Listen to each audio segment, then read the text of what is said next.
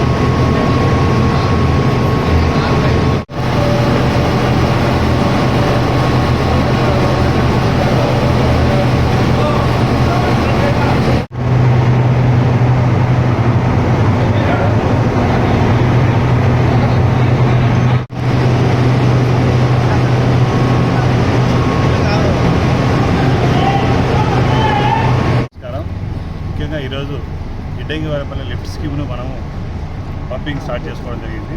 గతంలో అక్టోబర్లో ఒకసారి ఈ చెరువులో ఒకసారి నింపినాము. మళ్ళీ రెండోసారి నింపడం కోసం మనం స్టార్ట్ చేయడం జరిగింది. దీనివల్ల మొత్తం రైతులకు భూగర్భ జలాలు పెరిగి తాగునీటికి మరియు తోటలకు అన్నిదానికి ఇబ్బంది లేకపోతే దానికోసం ఈ స్కీమ్ ముఖ్యంగా ఉపయోగపడుతుంది. ఈ కూటమి ప్రభుత్వంలో ప్రతి ఎకరాకు పంట ఎండుకోకుండా ఉండేదానికోసం ఆర్ఎస్ఎలు చంద్రబాబు గారు ఇచ్చేస్తున్నారు. మనకు వచ్చిన దౌర్భాగ్యం ఏంటంటే ఇక్కడ పంప్ హౌస్లో 5 మోటార్లు ఉన్నాయి, కేవలం 2 మాత్రమే పనిచేస్తున్నాయి. ఎన్నో వందల కోట్లు అనవసరం వాటి కోసం పనిచేసి వేస్ట్ చేసినారు, కానీ కనీసం మోటార్లు రిపేర్ చేసిన పాపాన్ని ఏ రోజు పోలే.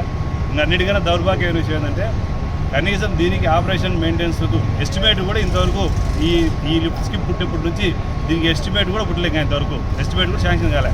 కేవలం ఇప్పుడు ఎస్టిమేట్ శాంక్షన్ అవుతుంది. బడ్జెట్లో కూడా లేకుంటే మన బడ్జెట్లో దీనికి పీవీసీ బడ్జెట్లో ఓఎన్ఎంకు బడ్జెట్ కేటాయించారు. ఎస్టిమేట్ శాంక్షన్ అయితే ఈ పంపులన్నీ తయారు చేయించి ప్రతి ఎకరాకు నీళ్ళందరికీ సకాలం నీళ్ళందరికీ కృషి చేస్తాం. Thank you. నమస్కారం. ఈరోజు గిడ్డంగివారిపల్లె లిఫ్ట్ స్కీమ్ వాటర్ పంపింగ్ కోసం ఇక్కడికి రావడం జరిగింది. గతంలో కూడా రైతులు మా దగ్గర రావడము, దీంట్లో ప్రత్యేకంగా మన ఇన్ఛార్జి రవి ప్రత్యేకమైన దృష్టి పెట్టి ప్రతి ఒక్క చెరువుకు నీళ్ళు ఇవ్వాలనే సదుద్దేశం సంకల్పం బలంగా ఉంది. దాంట్లో భాగంగానే తమ్ముని హెచ్ఎల్సీ చైర్మన్ చేసి ప్రత్యేకంగా ప్రతి వారము అమరావతికి పోయి నిమ్మల నాయుడిని కలిసి ఇక్కడుండే సమస్య ఇందాక జోగిరెడ్డి చెప్పాడు. కనీసము ఈ పాడ అనేది శాశ్వతం కాదని అందరికీ తెలుసు. ఈ పాడాలో పెట్టి దీంట్లో ఉద్యోగులు లేకుండా చేసి ఈ మెయింటెనెన్స్ కూడా చాలా ఇబ్బంది కలిగే పరిస్థితి గత ప్రభుత్వం చేసింది. దాన్ని అన్ని చక్కదిద్ది ప్రతి పంటకు ప్రతి సకాలంలో సీజనల్గా, అంటే ఎండాకాలం అయితే రైతులకు ఇబ్బంది కలుగుతూ తాగడానికి కూడా చాలా ఇబ్బందిగా ఉంది. దాన్ని పూడ్చడానికే ఇప్పుడు మేము ఈ ప్రయత్నం చేస్తూ వాళ్ళు చేసిన నష్టాన్ని పూడ్చు మళ్ళీ ఇప్పుడు ప్రతి రైతుకు ప్రతి తాగునీరుకు అంటే ప్రతి ఇంటికి కూడా అందేట్టుగా చేస్తూ ఈ ప్రయత్నంలో భాగంగానే ఇవన్నీ చేస్తూ వస్తున్నాం. గతంలో లింగాల్లో కానీ విల్దన్లలో కానీ లోపట్నూతుల్లో కానీ అవన్నీ కూడా జోగిరెడ్డి ప్రారంభోత్సవం చేస్తూ వచ్చాడు. మన చెల్లోపల్లి కూడా మా మండలంలో కూడా చేశాడు.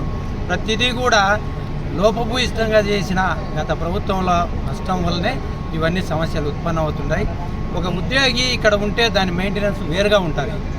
ఆ ఉద్యోగి లేనప్పుడు దాని మెయింటెనెన్స్ ఇబ్బంది పడినప్పుడు దాన్ని మళ్ళీ రీస్టార్ట్ చేయాలంటే ఎంత ఇబ్బందో ఎంత కష్టమో మన అధికారులను అడిగితే చెప్తారు. ఇవన్నీ కూడా సకాలంలో పూర్తి చేసి ప్రతి ఒక్క రైతుకు ప్రతి ఒక్క ఇంటికి కూడా సాగునీరు తాగునీరు ఇస్తూ వేంపల్లె కూడా ఇందాక మనం ఈ గారిని అడిగాము. వచ్చే వేసవిలో చాలా ఇబ్బందులు వస్తాయి తాగునీరుకి వేంపల్లె పట్టణానికి. దానికి కూడా ఆ నదిలోకి నీళ్లు తీసుకునేదానికి కూడా త్వరలోనే ఒక కార్యాచరణ చేసి మేము ప్రత్యేకంగా ఆయన రిక్వెస్ట్ చేశాము. ఆయన కూడా దీన్ని సహకరిస్తా అని చెప్పాడు. దానివల్ల ఎందుకంటే వేంపల్లో వచ్చే నీటి ఎద్దడి కూడా లేకుండా చేయడమే మా రవి చిత్తశుద్ధి మీకు తెలుస్తుంది వచ్చే భవిష్యత్తులో. కాబట్టి మీ అందరి సహకారంతో మేము ఖచ్చితంగా ఈ పనులన్నీ పూర్తి చేస్తామని తెలియజేస్తూ సెలవు చేసుకుంటాం.